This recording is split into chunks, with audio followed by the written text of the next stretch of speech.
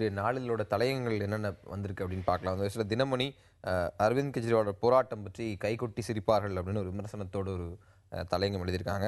தினத்தந்தியும் கெஜ்ரிவாலோட போராட்டத்தை பற்றி ஒரு தலையங்கம் எழுதப்பட்டிருக்கு. பொதுமக்களுக்கு இடையூறு செய்யும் எந்த போராட்டத்தையும் அரசியல் கட்சிகள் நடத்தக்கூடாது அப்படின்னு தினத்தந்தி குறிப்பிட்டிருக்காங்க. ஹிந்து நாளிதழும் அரவிந்த் கெஜ்ரிவாலோட போராட்டம் பற்றி எழுதியிருக்காங்க. மக்கள் நலனுக்காக செயல்படுவார் என்றுதான் அவர்களுக்கு மக்கள் வாக்களித்தார்கள். ஆனால் டெல்லி நகரையே ஸ்தம்பிக்க வைத்து விட்டார் அப்படின்னு அதுவும் ஒரு விமர்சனத்தோட அந்த தலையங்கம் இருக்கு. இந்து தமிழ் நாளிதழ் மரண தண்டனை ஆயுள் தண்டனையாக குறைக்கப்பட்டிருப்பது இந்த தீர்ப்பு பொன்னெழுத்துக்கள் பொறிக்கப்பட வேண்டிய தீர்ப்பு அப்படின்னு அதை வரவேற்ற ஒரு தலையங்கம். இந்தியன் எக்ஸ்பிரஸ் நாளிதழ் அதே மரண தண்டனை தீர்ப்பு குறித்து ஒரு தலையங்கம் எழுதியிருக்காங்க. ஆனால் அந்த கால அளவை நிர்ணயித்திருப்பது பல பிரச்சனைகளை தடுக்கும் அப்படின்னு குறிப்பிட்டிருக்காங்க. அடுத்ததாக டைம்ஸ் ஆஃப் இந்தியா நாளிதழ் இந்த கேரள கடற்பகுதியில் 2 மீனவர்கள் சுட்டுக் கொல்லப்பட்ட விவகாரம், இத்தாலிய கடற்படையால் சுட்டுக் கொல்லப்பட்ட விவகாரம் பற்றி எழுதியிருக்காங்க. அதில் உள்துறைக்கும் வெளியுறவுத்துறை அமைச்சருக்கும் இருக்கக்கூடிய இந்த முரண்பாடு, இவர்கள் ஒரு பிரிவில் விசாரணை செய்ய வேண்டும் என்கிறார்கள், மற்றொரு தரப்பு அதை மறுக்கிறது அப்படிங்கிற அடிப்படையில் அந்த தலையங்கம் எழுதப்பட்டிருக்கு. இதை பற்றி விவாதிக்கலாம்னு நினைக்கிறேன். இந்த தலையங்கத்துடைய ஒட்டுமொத்த சாராம்சம், உள்துறை அமைச்சகம் இதை ஒரு தீவிரவாத தடுப்பு சட்டத்தின் கீழ் விசாரிக்க வேண்டும் அப்படின்னு சொல்றாங்க.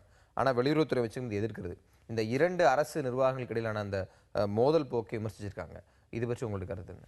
அதாவது ஒரு அரசாங்கத்தில் வந்து எல்லா துறைகளும் வந்து ஒட்டுமொத்தமாக ஒரே கருத்தோடு இருக்கும்போது தான் அந்த வழக்கினுடைய விஷயங்கள் உள்ள வந்து சாராம்சத்துக்குள்ள வந்து போயிட்டு அதனோட தீர்ப்பை வந்து சரியான முறையில் தர முடியும்.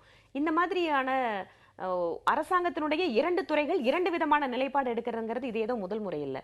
நீங்கள் வந்து கே ரைட்ஸை பற்றி வந்து உச்சநீதிமன்றத்தில் வரும்போது கூட சுகாதாரத்துறை வந்து ஒரு அறிக்கையும் உள்துறை வந்து வேற மாதிரியான அறிக்கையும் வந்து கொடுத்தாங்க.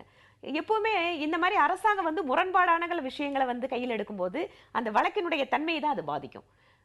இந்த முரண்பாடு அப்படிங்கறது அரசாங்கம் வந்து அது முடிவு செய்ய வேண்டிய விஷயம். அப்ப என்னன்னு கேட்டீங்கன்னா 2 துறைகளுக்கும் கோஆர்டினேஷன் இல்ல அப்படிங்கறது தெரியுது. கவர்மெண்ட் மிஷனரிஸ்க்குள்ள இருக்கக்கூடிய இந்த டிஃபரன்ஸை ஒருமுகப்படுத்துவதற்கான யோசனையா என்ன மாதிரி திட்டங்களை முன்வைக்க முடியும்? இல்லை, அடிப்படையில் இந்த வெவ்வேறு பாயிண்ட் ஆஃப் வியூ இருக்கு இல்லையா, இது இருப்பது வந்து நம்ம மாதிரியான சமூகத்தில் ரொம்ப இயல்பானது. இல்லை ஒன்றும் ஆச்சரியப்படுவோ தவறுன்னு சொல்லுவோம்ல, யார் ஆட்சியில் இருந்தாலும் இது இருக்கும், எந்த கட்சி ஆட்சியில் இருந்தாலும் இந்த நிலைமை இருக்கும். ஏன்னா இவை எல்லாமே அதிகார அமைப்பு சார்ந்தவை, நிர்வாகம் சார்ந்தவை. நிர்வாகிகள் தான் இதெல்லாம் முடிவு செய்கிறாங்க. அது உள்துறையாக இருக்கட்டும், செயலாளரில் ஆரம்பித்து பியூரோக்ரஸி, அதே மாதிரி வெளியுறவுத்துறையிலையும் செயலாளரில் ஆரம்பித்து பியூரோக்ரஸி தான் இந்த ஃபைல்ஸ் போடுறாங்க. அவங்க தான் பாயிண்ட் ஆஃப் வியூ எழுதுகிறாங்க. அவங்க வரும்போது அவர்கள் துறை சார்ந்த பார்வையிலேருந்து மட்டும் பார்க்க தான் அவர்கள் பயிற்றுவிக்கப்பட்டிருக்காங்க. உள்துறை அவங்க துறை சார்ந்து மட்டும்தான் பார்ப்பாங்க. இவங்க துறை சார்ந்து, இப்போ எங்கள் துறை பார்வையிலேருந்து இது எங்களுக்கு பாதிப்பு ஏற்படுத்தணும் ஒரு துறையும், இல்லை இது வேறு பாதிப்பு ஏற்படுத்தணும் இன்னொரு துறையும் பார்ப்பது இயல்பு. இப்படி எல்லா துறையும் பார்த்து அடுத்த கட்டத்துக்கு போகிற போது அங்கே தான் அரசியலுடைய வேலை வருகிறது. அரசியல்வாதிகள், அரசியல் தலைமையுடைய வேலை என்பது அங்கே தான் வருது. அரசியல் தலைமை தான் இதில் எது வந்து கூடுதலாக நாட்டுக்கு உகந்தது, எது உகந்தது இல்லை அப்படிங்கிற அந்த முடிவை கன்சென்சுவல் பாயிண்ட் நம்ம சொல்லக்கூடிய ஒரு பொது புள்ளி ஒன்று அடைவதுங்கிறது அரசியல் வேலை. அதுக்காக தான் அரசியல் தலைமை வச்சுக்கணும். இல்லாட்டி எல்லாத்தையுமே நிர்வாகிகள்கிட்டே கொடுத்துட்டு போயிடலாம். நம்ம ஒரு எலெக்டட் ரெப்ரஸன்டேட்டிவோ பொலிட்டிக்கல் பார்ட்டி சிஸ்டமே தேவையில்லை.